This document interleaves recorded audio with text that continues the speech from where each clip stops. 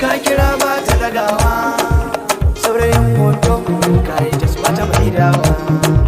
Saurayin hoto wayar ka ce ba ta da lambar ka, saurayin hoto ka ne ba ba abincinka.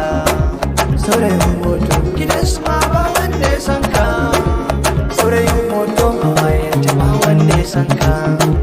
Saurayin hoto ake ta kira ka bukatunta, saurayin hoto an kwanta har da ƙawayenta.